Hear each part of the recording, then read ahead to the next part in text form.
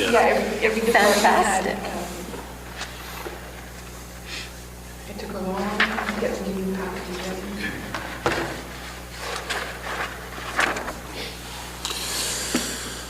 We're live streaming now, just for everything.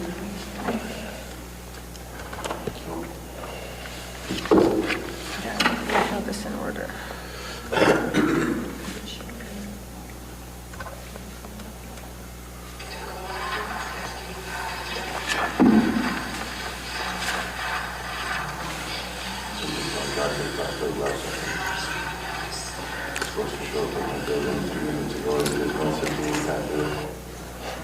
No Ralph.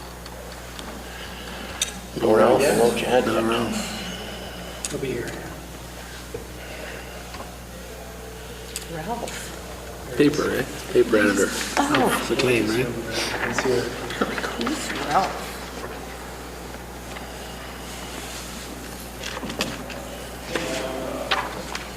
Oh, there you go. Speak good out there.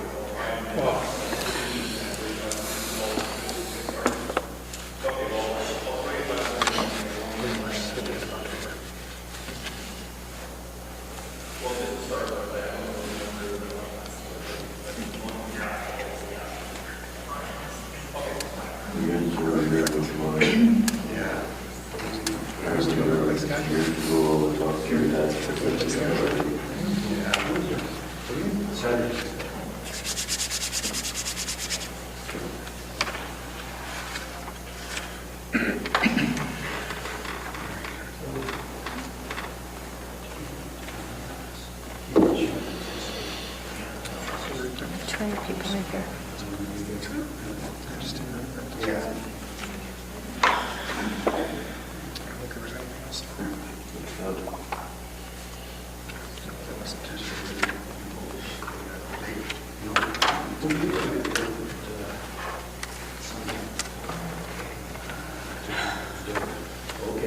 We're over. We're over the number of people allowed in here, aren't we? Aren't we only allowed to? Isn't it 10? Could be inside. 25? 50? Half capacity. I thought this room was 10. We're okay, I think so. Okay, I thought this room was 10. Yeah, it's not 10, it's more than 10. Yeah, it has to be more than 10 in here. Yeah.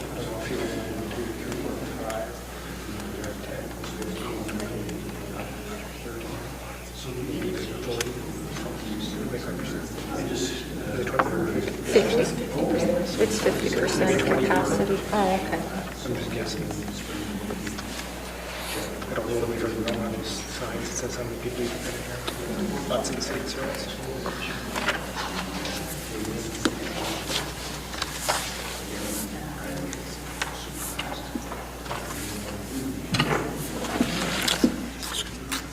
It's 50% of capacity, but your capacity cuts down because every, The 3 meters or yeah, 6 feet.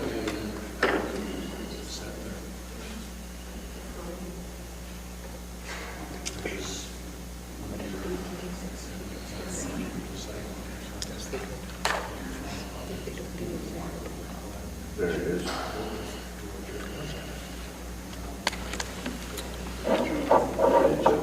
Hi. Oh, your sign is perfect. Thanks, Rick.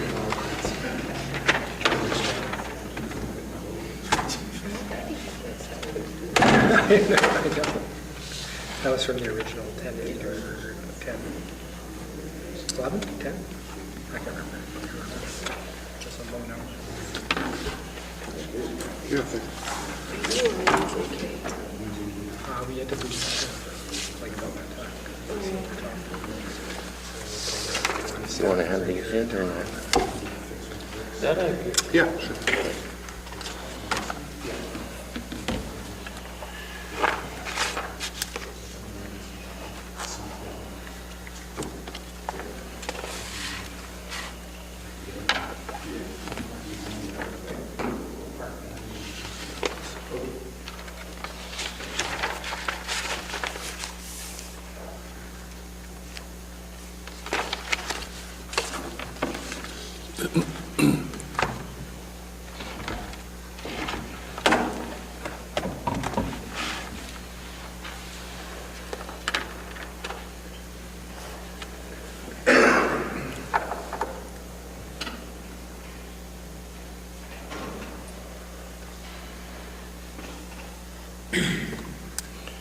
Well, evening, folks. It's now 6 o'clock Apple time for September 28th, opening of the meeting. Come on in. Is it too late to join? Nope, just have a seat. No. I'm waiting for you. Okay, call the meeting to order. Somebody should have the adoption of the agenda.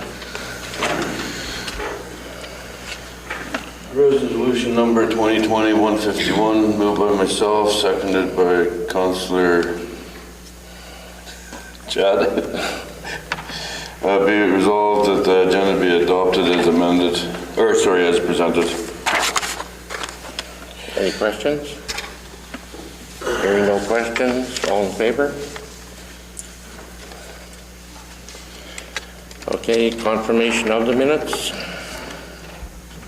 Resolution number 2020-152, again moved by myself, seconded by Councillor Zelinski. Be it resolved that the minutes of the regular meeting and the Committee of the Whole of September 14th, 2020 be hereby approved. All statutory declarations have been complied with.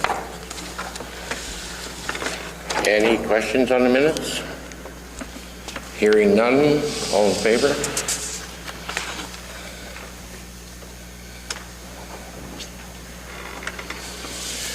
Well, I see it's citizens' period now. We have some people here this evening.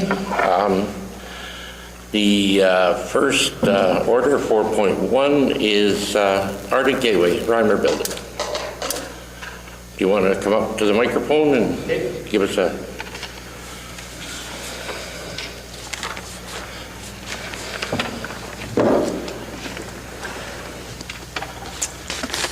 All right, so did you receive the letter from our president, Kent Affleck? Could you tell us who you are? Oh, sorry, yes. It's Brett Young, General Manager at Hudson Bay Railway. Here on behalf of HBR to discuss the Reimer Building and the demolition project that we have there after the fire in mid-August. So we have some challenges there. I think we've discussed with Randy and with the town about burning it down, but I don't think we're going to go that direction as of now. But what we were hoping to discuss was the demolition and in particular the dump fees. I was talking to Laura today, and we did provide some estimates. Did you guys get a copy of those estimates for weights? I haven't seen them, but I got them. You got them? I can present them to you later. Okay, so, and it is something that we would like to take care of this fall, to remove the building and have it back to Greenfield. Sorry, what was that? Well, back to just an empty site. Okay. Yeah. I just had a quick question. So you decided moving away from a controlled burn? Yes, I believe so. I think there was some discussion between Kent and, I'm not even sure who, but it was regarding some liability and the dangers that might bring. Okay. Yeah. Sure. Any other questions? So in the letter, was it, and I'm not sure what went back and forth, was it we wanted to have waive the dump fees altogether or partial or Yeah, I guess that's what I'm here to discuss, is if you'd be willing to waive the dump fees or work with us on them in some form. Okay. Yeah. Another challenge that I see just from the actual operation side is there a September 30th deadline for for actually dealing with the asbestos at the town dump? I think that would be a challenge for us this year if that's the case. Yeah, just because that's 2 days away, so. Why would there be I've never heard of that either. No, okay, because the reason for that is you have to dig a pit and bury it as it's double contained, and yeah. I'm not sure where the September 30th date came from, but I did discuss that with Laura Solberg.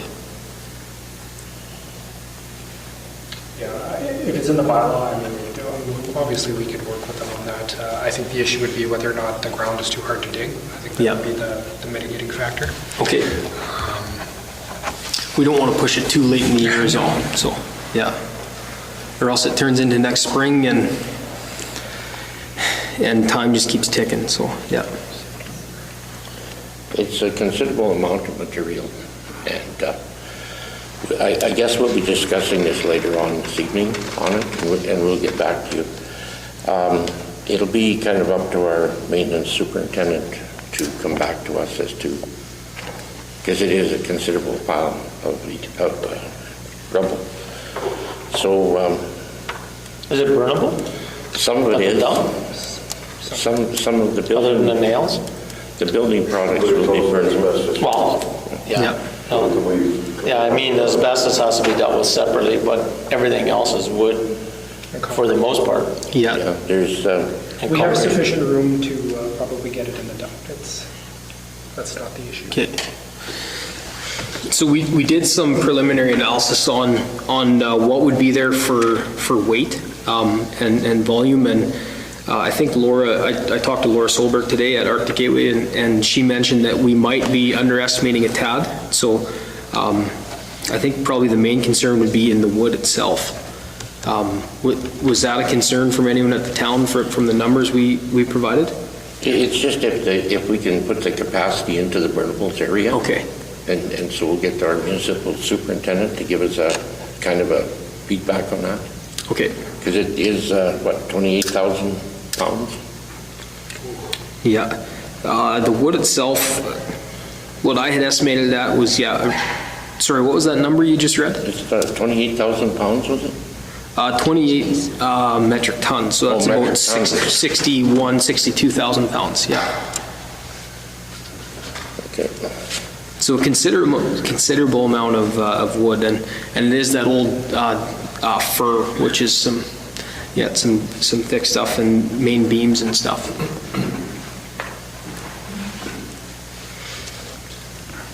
So in the letter, like, and rather than going kind of back and forth, and not to hold you by a number, but when we go back, I mean, obviously the building, as you know, has been an issue in the community and for you guys as well.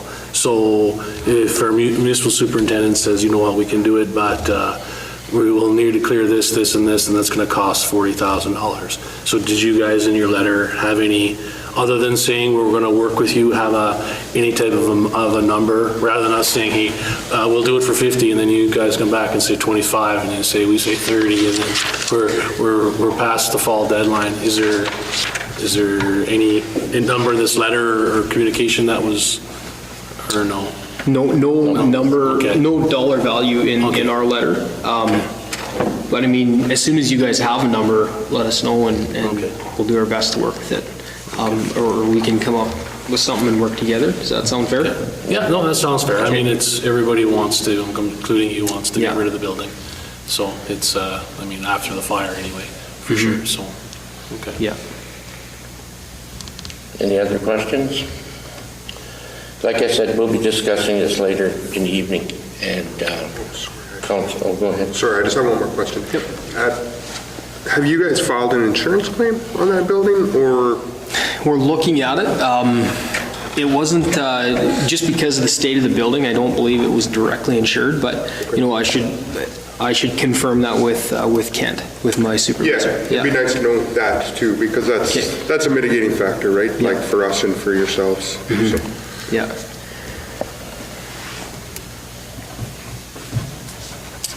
Okay, thank you. All right, thank you. We'll get back to you. All right, yeah, thanks for hearing. Thanks.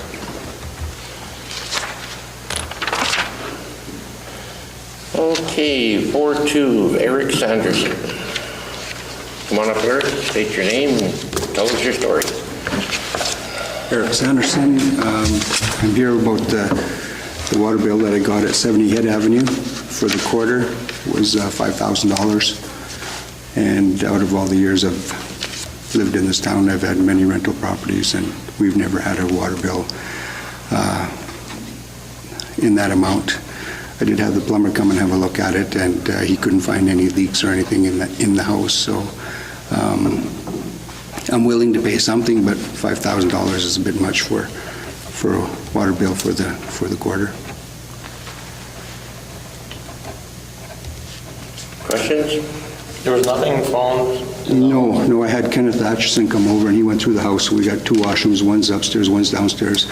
There was no big leaks or no big drips or anything. There was not usually they put a bleeder on, but the bleeder wasn't on, so.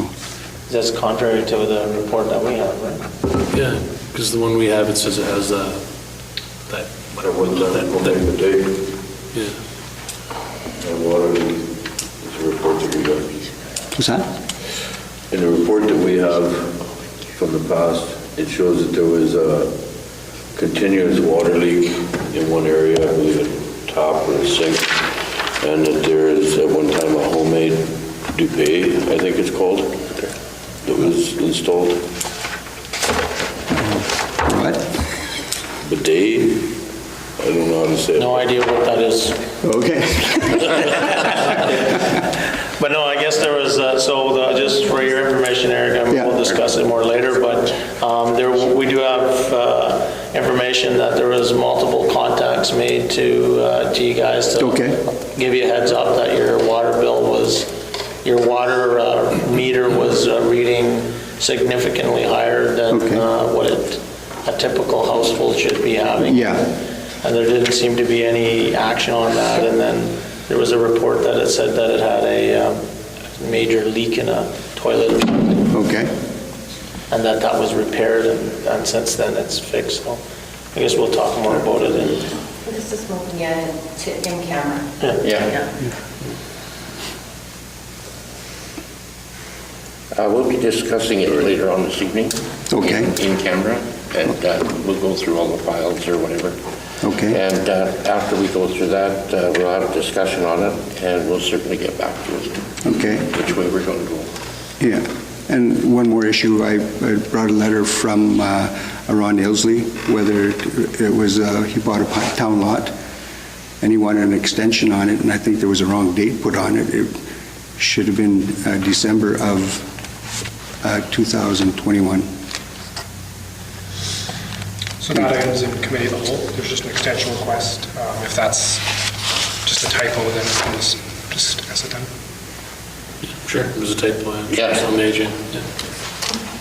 That's in committee of the whole.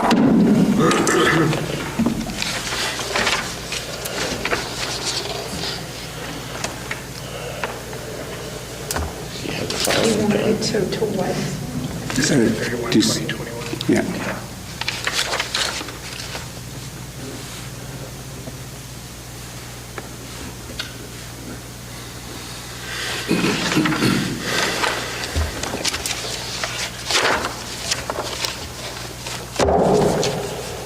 Okay, thank you for that.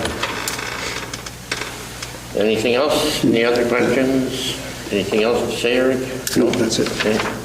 Thank you very much. Thanks for coming in. We'll get back to you as soon as we can on it. Okay, thank you.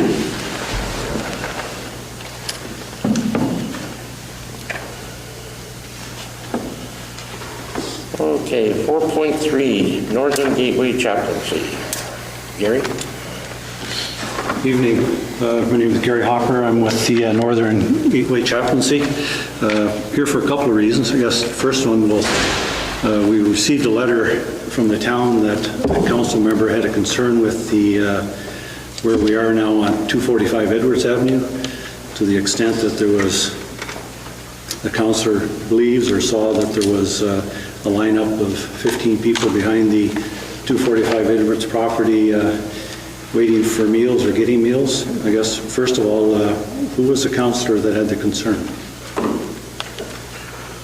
That'd be me. I wasn't behind, it was in front. Okay. And then I talked to one of the individuals. He came across the street and he told me that it was the new soup kitchen. It's his words. He said they're not allowed to make food there, but they're handing it out. And I said, okay, that's why all the people are there? And he said, yeah.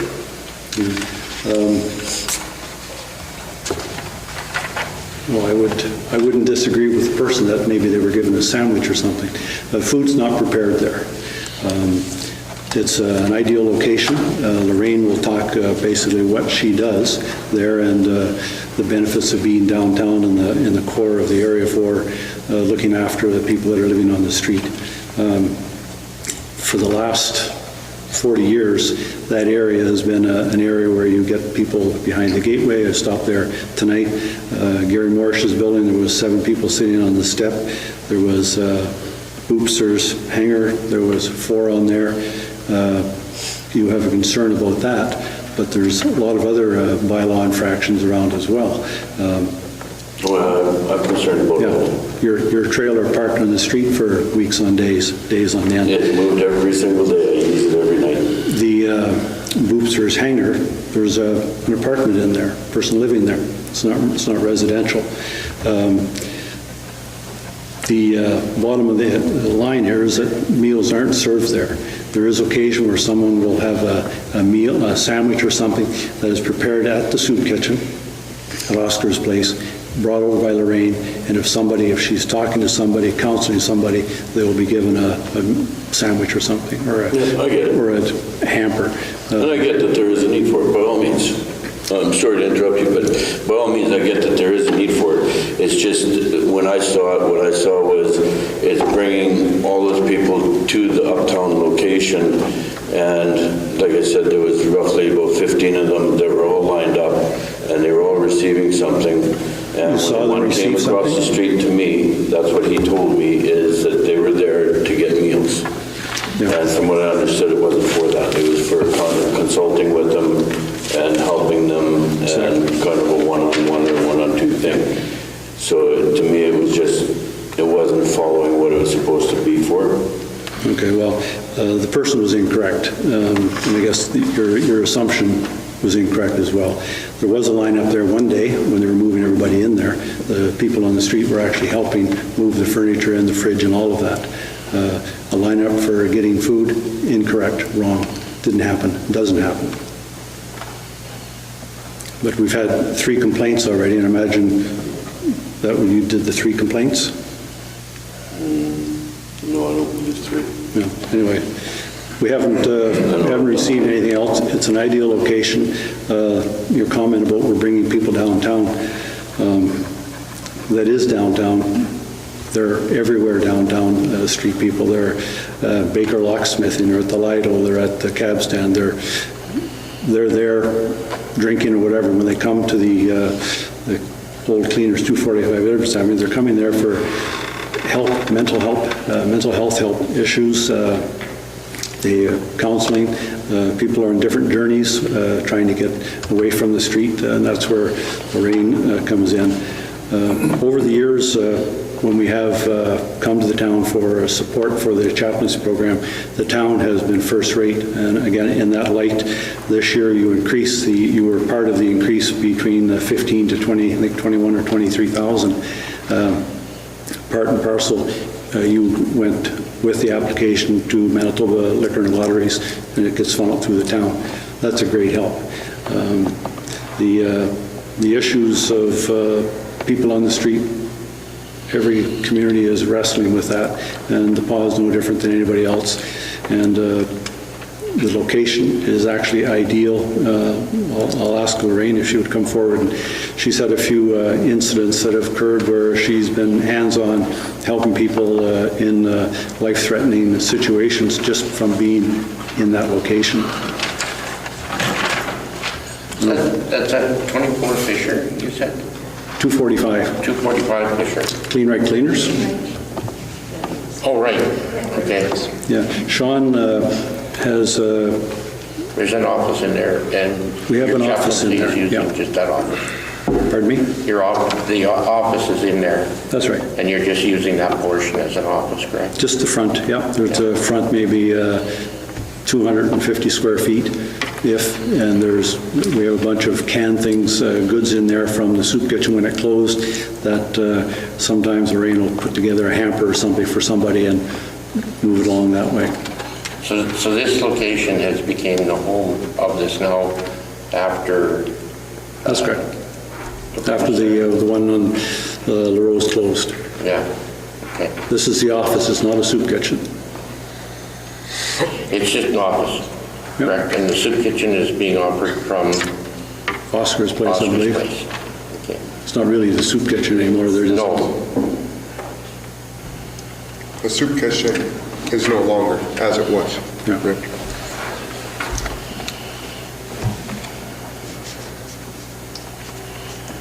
yes, we have lots of difficulties downtown, and hopefully in the near future, we have some stuff coming to light, and we're trying. And you've been here before, and you know what the work is to try to get that back in order and everything else. But it's a long haul, and we're hoping the next while that we see some things changing for the better and stuff. Yeah. But I think this is great that it's up and running again and that the service is being provided. There was a gap in services there, and I'm glad to see that it's up and going again. I'm glad you found a spot.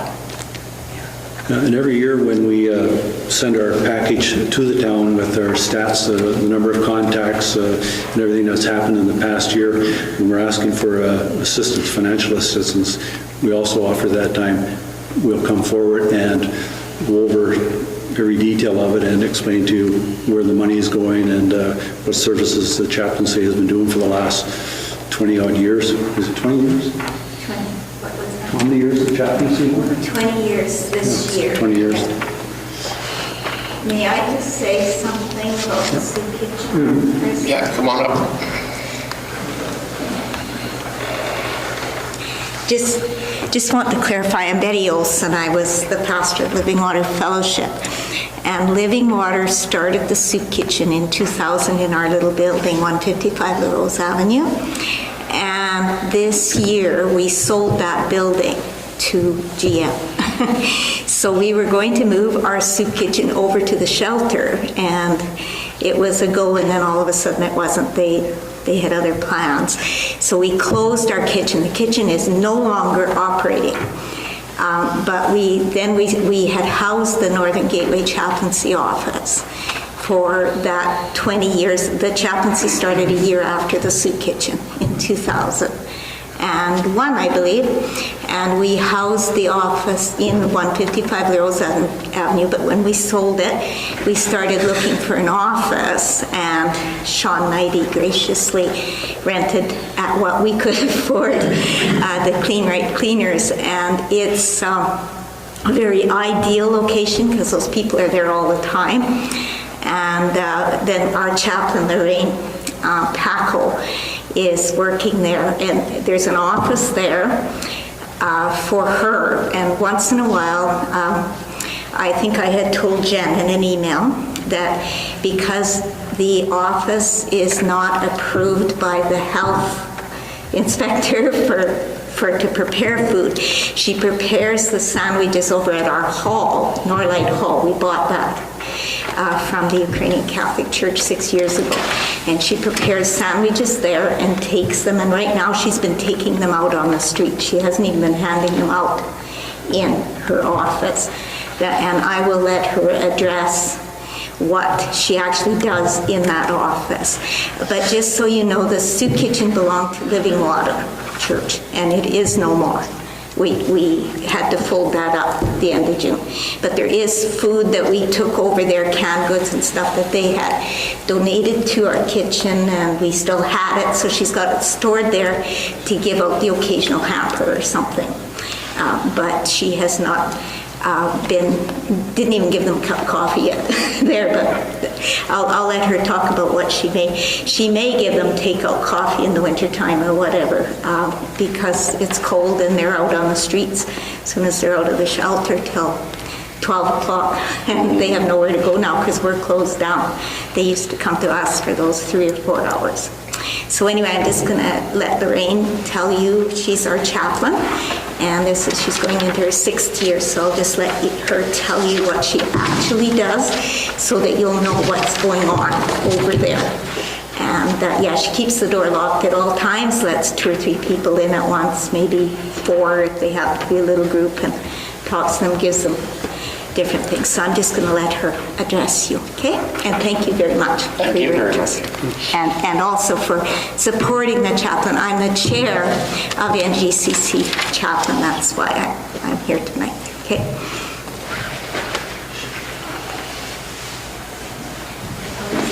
So I'm Lorraine Paquette. I'm the chaplain for NGCC. So we moved into that location September 1st, and like Betty said, or Gary had mentioned that the clients, we had the men's group come in and help us move in. The clients saw that we were moving in, they all came and they helped. And so they were there and then they left after they were done. So my hours are now from 8:30 to 12 noon and then 1 o'clock until 4:30 unless I have like a meeting or somebody is in there needing to meet with me. And then I will go out for the 1 hour in the evening, and I have always done this. I have always gone out and I drove around to make sure that nobody's passed out, especially in the winter time. Or we have some that live out in Upperville or Big Eddy, so I will give them a ride home. But mostly to make sure that nobody's passed out outside. And so, but since moving in there, I have had people come and they've knocked on the door, and mostly for some kind of counseling or some warm clothes, which I have now.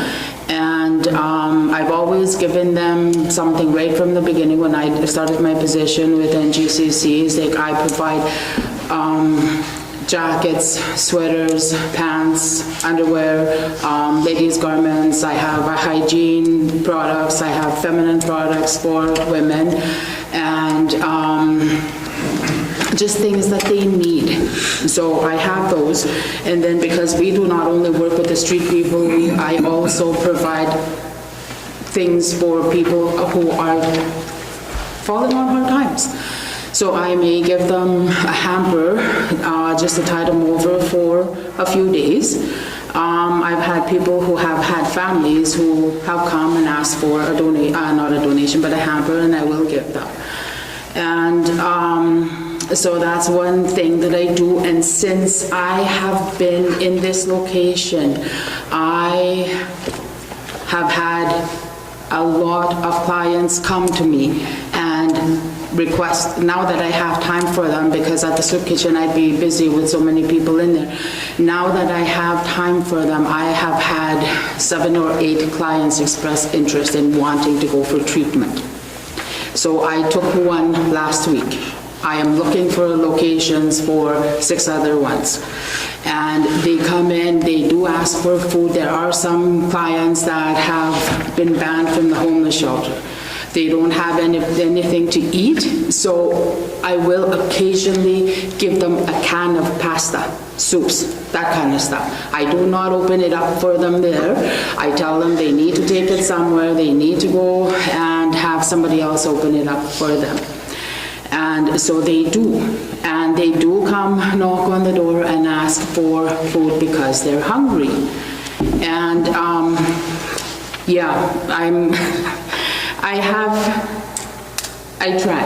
I try and give them the stuff that they need. And we have 3 who are currently in the hospital. And the people that, when I first got to work in the morning, there's people sitting right along the street. They've been there all this time, they have always been there, and they will continue to be there. And as soon as they see me coming, that's when they come to my office, and I will let them in one at a time.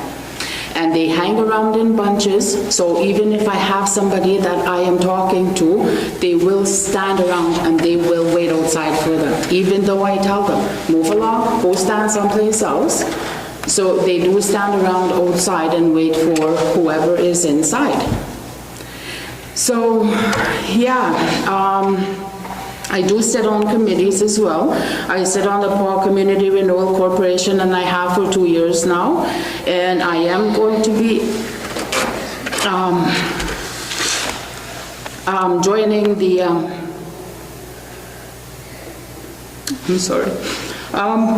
MMIW. As some of you may know, my niece was found behind UCN. So I want to do something.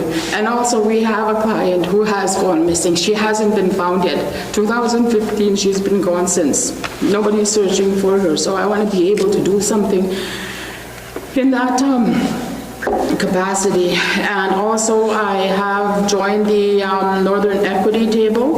They meet through teleconference.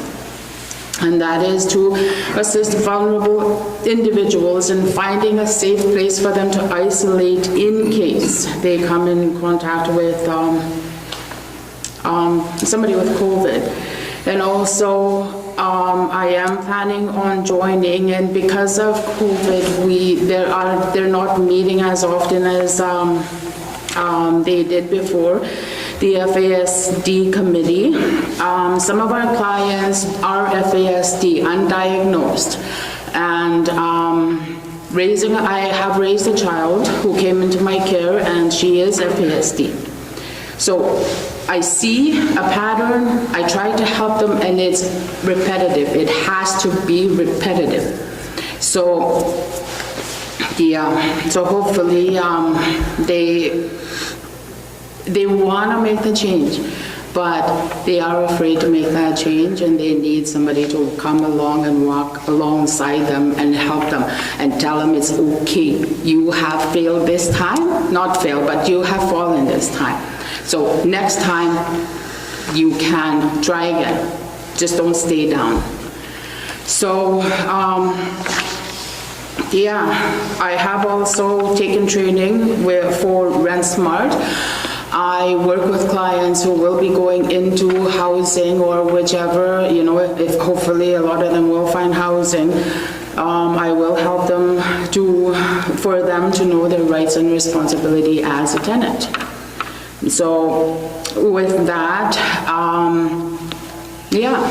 So if anybody has any concerns, you know what? I'll give you my phone number if you need to get a hold of me. Knock on the door, come in and see me. If you have any concerns, maybe talk to Betty or Gary, one of us. So, yeah, like I was saying, is that we've been working for the last while pretty diligently trying to get the whole situation cleaned up or fixed up as best as we can. The mayor and the CEO had a meeting with Swampy Cree, and they're putting together a working group also for this, and hopefully in the near future we can get some things arranged and done. It's a long haul, it's a hard job. Yeah, but they got that list from me. I think some of this tonight may be kind of a misunderstanding, because I didn't even know that I knew that the office was in there, but I didn't know anything about the Oscar's Place making, or the Northern Lights Hall making the lunches and bringing them. So it's good to know. Yeah. We do have a lot of new people that are out there. Like, I don't know who they are. They're not homeless. They're on the street. I do occasionally get the clients to clean up the street where we are. I will take out garbage bags and I will give them the bags, and they will clean up.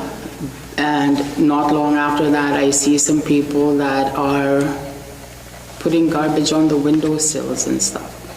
So I yelled at them and I told them, we just finished cleaning up this area. But they just looked and walked away from me. So at least they didn't attack me. And like everybody, there's good and there's bad, right? It's like last night coming out of my building, I had a gentleman coming by and they were both pretty loaded. But he stopped and he was having a chat with me and he told me his story, and then he turned around and he asked me for a garbage bag for that purpose. He said the last people that were over at Baker's Locksmith, not their actual locksmithing, but their own dwelling down the road, left a heck of a mess and he wanted to go clean it up. He said, we don't do that. So I went with him, we cleaned it up. But my problem was when I seen all these people back in the Uptown area, and this is one of the things that I believe helped get me in as council, is I want to try to clean up the Uptown area again, where people aren't afraid to walk down the street. because they're bumping into people that are drunk and bothering them for money or bothering them. And with what you said, there is a lot of new people on the streets right now that are young and they're violent and they are causing a lot of issues. And they're even hurting the older people that are legitimately homeless and need help. They're taking from them. So when I seen that lineup of people, and then he came over and explained to me they were all there getting meals, what would you suspect from that? It's a soup kitchen. They're all getting meals. And that's what he told me it was. And then he said, but they're preparing the meals somewhere else. We have to come here to get them. And then my understanding was that wasn't allowed there. So then I, obviously and properly, I reported it so that it could be dealt with, because I have one of them telling me that it is a soup kitchen, but the meals are prepared someplace else and handed out from that location. So now you got a lineup of 15 people down the street, and a lot of them are from on the streets.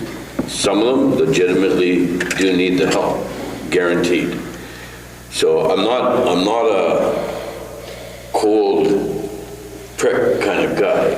I love people, and I'm the first guy to go out and help somebody if I think they need help. But I don't like seeing them kind of crap on other people too.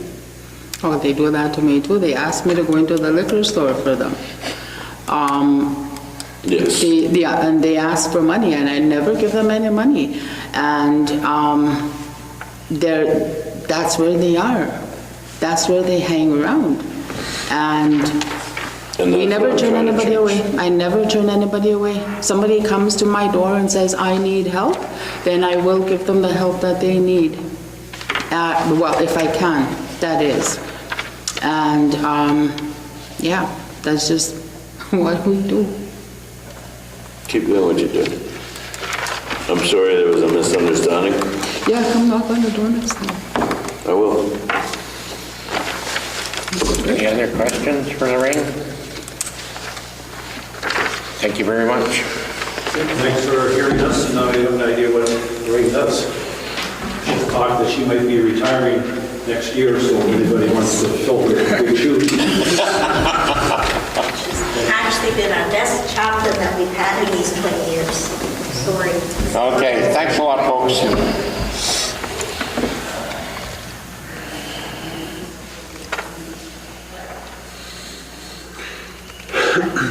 Okay, I guess now we move on to 641, am I correct? Moved by myself, second by Councillor Forster. Be it resolved that Council agreed to continue to move forward with the Travel Manitoba Place Branding Program. Be it further resolved that Council approve the allocation of the town's 1/3 share of $10,000 for each of the next 3 years for this initiative. And be it further resolved that Council authorize the CDC to take an active role on behalf of the town regarding fulfillment of this program. Any questions? Hearing none. All in favor?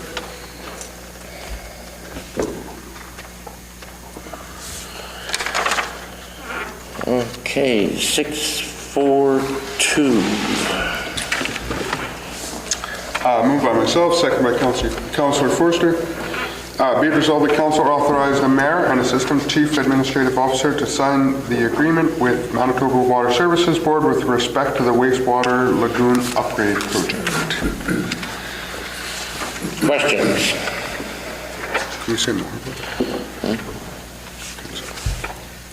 All in favor?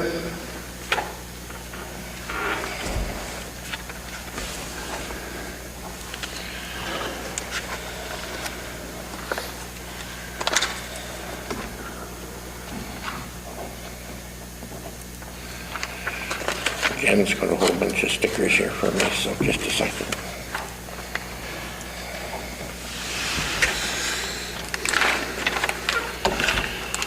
Okay, moving on, we'll go to 643, payroll and accounts. Moved by myself, second by Councillor Murphy, be resolved that Council authorize the following accounts: pay period number 19 in the amount of $103,364.06 General accounts number 25330 to 25358 and 25360 to 25379, the amount of $244,106.79. EFTS, the amount of $87,122.03. Any questions on the check register, anyone? All in favor?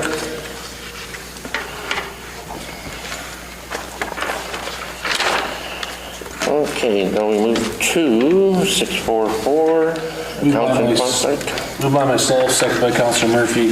Be resolved that council authorize the following account of conflict. General check number 25359, the amount of $490.26. Questions? Hearing none, all in favor?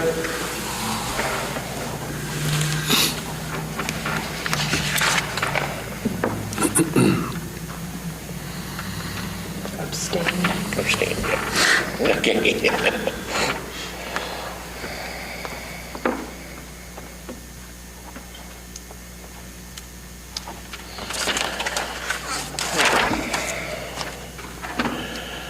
Okay, 645, federal, 2019 Federal Gas Tax Fund Annual Expenditure Report. Resolution number 2020-157, moved by myself, second by Councillor Lane. Resolve the council authorize and accept the 2019 Federal Gas Tax Fund Annual Expenditures Report as prepared by Baker Tilly HMA LLP. Questions? Hearing none, all in favor?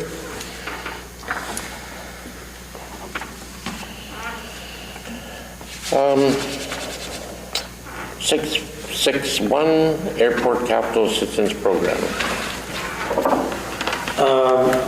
Resolution 2020-158, moved by Councillor Lane, second by myself. Resolve that council authorize the Chief Administrative Officer to sign the Airport Capital Assistance Program, ACAP, contribution agreement with Her Majesty the Queen in right of Canada as representative by the Minister of Transport for a material spreader for the Paw Airport.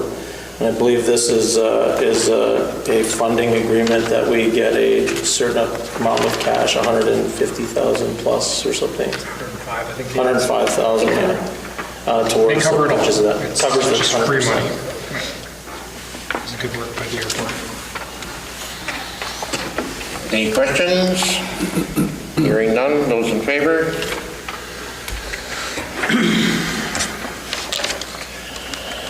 Okay, are there any unfinished business?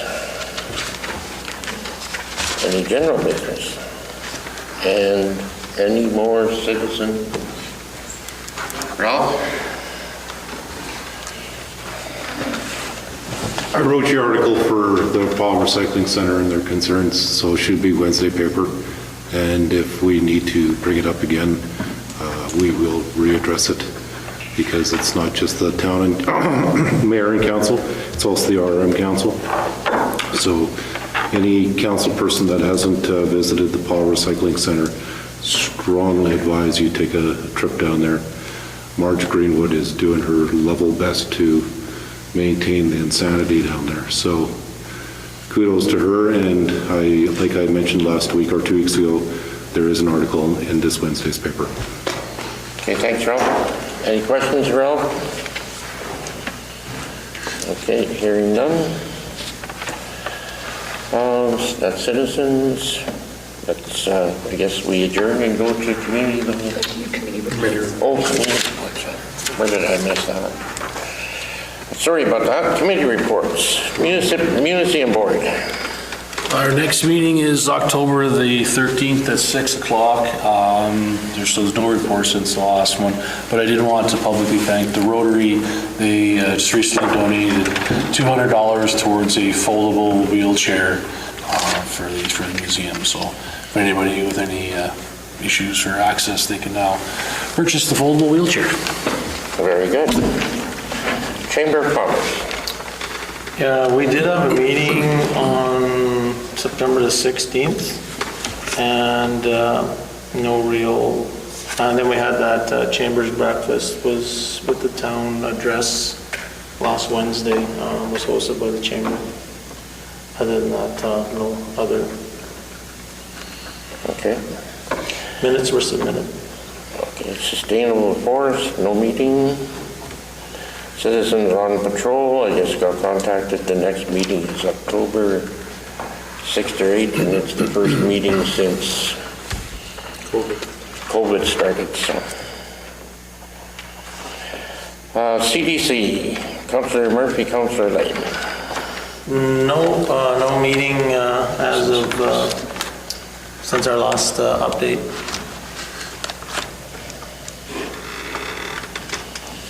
Destination marketing, Councillor Zielinski. No meeting.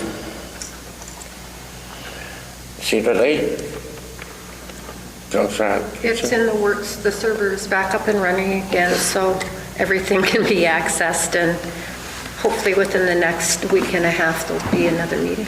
Okay. Recycle Center, Councillor Zielinski. Yeah, we had a meeting last week. As Ralph had mentioned, they're dealing with quite a few issues out there. It's packed to the roofs, as it were, literally and figuratively. They've been running short on the amount of trips that they've been able to send out to Winnipeg, so they have a lot of stockpile out there. They're doing the best that they can with what they have out there. They're building some capacity to get some stuff sent out to Winnipeg right now, so it sounds like over September here, hopefully some more stuff is going to go out. The recycling centers down in Winnipeg are they're not accepting it? I know that. No, it's been a guard line issue. It's been a shipping issue based on getting stuff down out of the recycling center down to Winnipeg. I don't think they've been dealing with any issues like in terms of them taking it once it gets to Winnipeg. It's just been getting it down to Winnipeg. With that being said, there's been some issues in the town with people not having their recycling picked up, that thinking it should be picked up, and stuff being picked up that shouldn't be picked up. So they've been getting a lot of garbage still out at the recycling center. That's a major issue, and we're working on some sort of education package for the public on what can and can't be recycled. I think that's pretty much it. And the sorting right now, that's going to be around for a long time before they're not ever going to go back to the non-sorting. Unfortunately, just with the way that the markets are, it's just not at all feasible to not sort.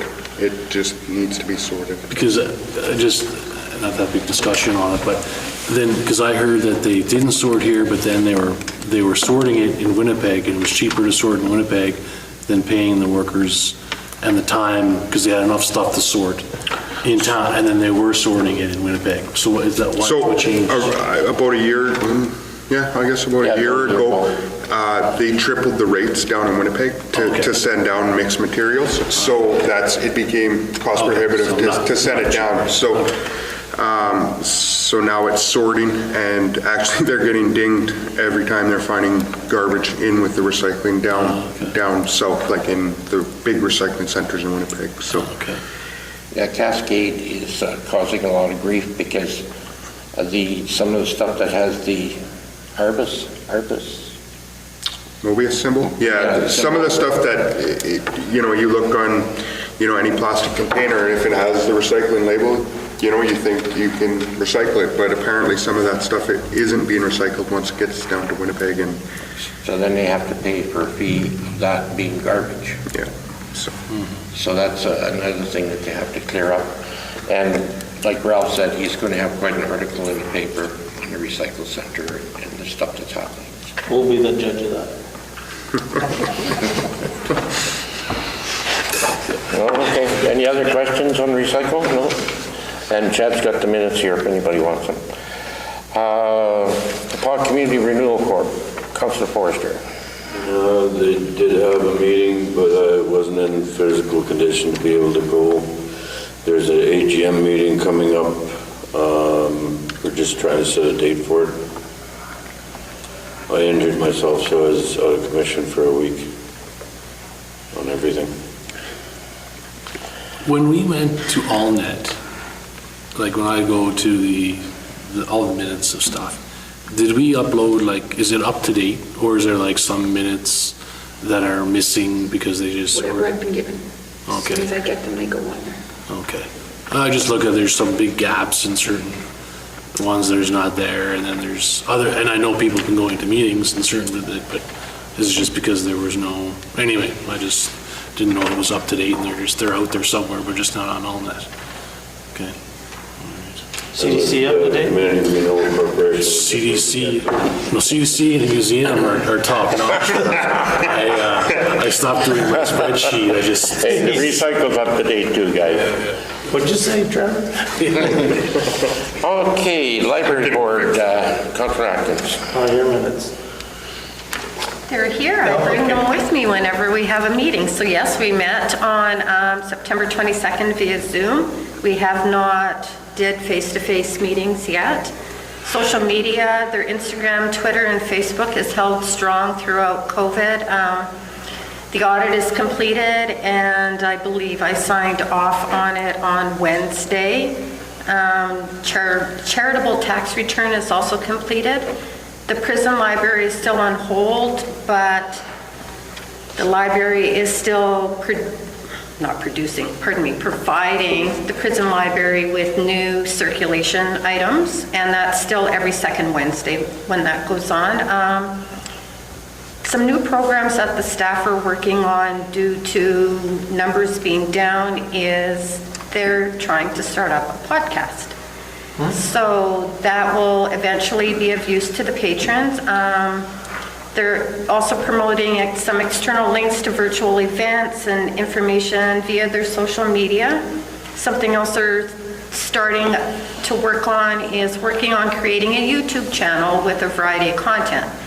Now, some of that content could be a travel log, so if you have traveled somewhere outside of the PAW, outside of Canada, wherever it may be, you could contribute to that travel log with your photos, with different types of information, possibly a cooking show, story time.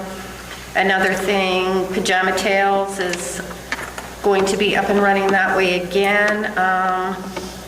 But it's kind of slow a little bit because the router's not working that well. So that's something else that is holding things back a little bit. But circulation is starting to rebound a bit. I'm sure you don't want me to read off all the numbers. And the internet's still down on the public side. So hopefully once the router is up and going again, then can get a little bit more income coming out of that. And here are my minutes. I always save them to read off of before I hand in.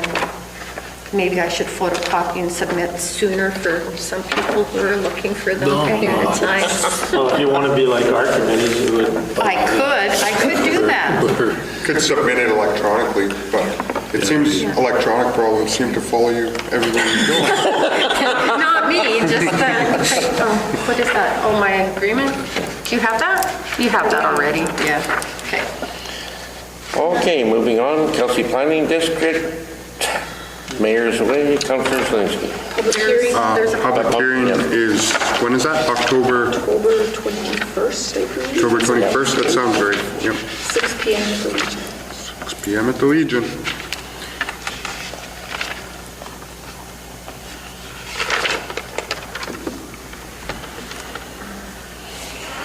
Okay, KSD report. Nothing to, no meeting. Thanks to Graham for providing some background information, hopefully some clarity to KSD. Okay. Now I guess I can say we will adjourn to the committee of the whole.